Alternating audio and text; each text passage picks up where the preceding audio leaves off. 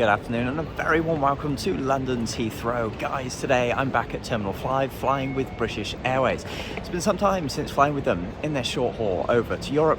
It's midway through 2023 and I'm keen to see what changes, if any, they're continuing to make to improve their service. So come along, it's going to be an interesting ride. Well, it was the trusty Uber down to London's Heathrow on that particular day, and it wasn't long before I arrived into Heathrow's Terminal 5. Checking in on that particular day was nice and easy. That said, Terminal 5 was as busy as I'd ever seen it before. Checking in with British Airways just here typically is a fairly automated experience for economy passengers. That said, if you do have status, be it bronze, silver or gold, there's various different manned check-in desk options for you. Once you've cleared security at T5, there's plenty of spaces where you can head to kill some time. I'm a big fan of the Gordon Ramsay restaurant, so if you are looking for a slightly more premium pre-flight experience, be sure to check that one out. On that particular day, I had access to the gallery's business class lounge, otherwise known as the Silver Lounge at Heathrow's Terminal 5. If you do fancy at any point upgrading from the economy class to the European business class, this is something that you'll get as part of the fare.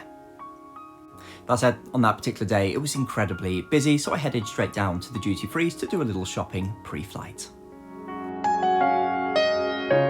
Not for long, it was time to head to the boarding gate. I was blessed with an A gate on that particular afternoon. British Airways now segregate the boarding groups into 9 different groups, so it certainly got a little bit more complex. I was lucky to certainly be in one of the slightly higher groups with thanks to status, and it wasn't long before I was then jumping on board.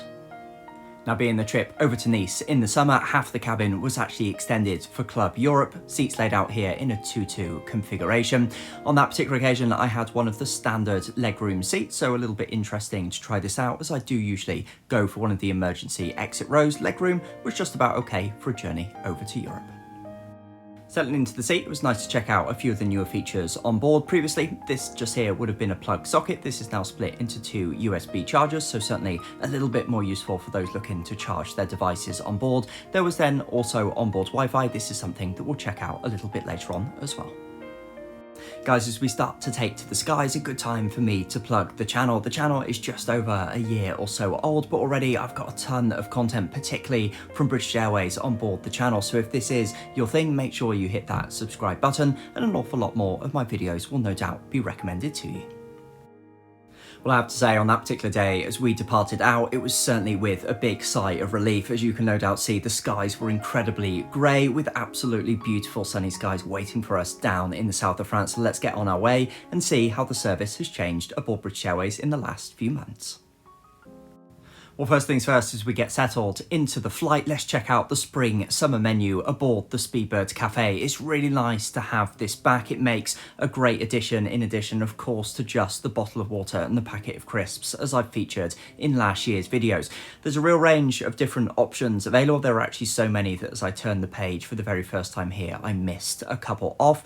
In terms of pricing, I actually felt as though this was relatively fair. I'm not sure whether they're quite doing this at cost, but they're certainly not ripping off passengers, so that's really nice to see as part of quite a broad economy dining option on board. One slight drawback, however, on this particular occasion is that they weren't doing the sandwiches. That was a bit of a shame, but on much shorter flights, such as hops over to Nice, unfortunately, the full breadth of the menu isn't quite offered. As ever, on a British Airways flight, you certainly won't be found wanting on the drinks front, both alcoholic and non-alcoholic options. They were certainly nicely available, including a nice selection of teas after tabbing over the menu. In addition, on this page was a nice selection of slightly sweeter treats, but with the exception of the sandwiches, really, for a flight of this length, really quite a good selection indeed, and top marks in that regard. Beyond that, there was then also Wi-Fi available on board across 2 slightly different packages. As ever, with British Airways in this day and age, really quite attractive there when it comes to the pricing of those. In terms of free of charge options, they also then stuck with the water and then also a small bag of pretzels on this particular flight.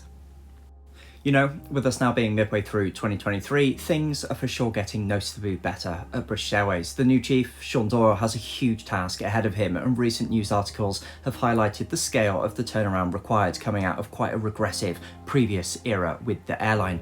I do genuinely believe the airline has a bright future, but it's for sure going to take some time. As we make our final approach here into Nice, a treat for the Av geeks amongst you, finally a sighting of the Qatar 747. It's with real sadness that you don't get to see these incredible aircraft anymore at Heathrow's Terminal 5, so it was great and a real surprise to see this arriving into Nice. Overall, a pretty decent flight with British Airways, and they do certainly seem to be moving in the right direction.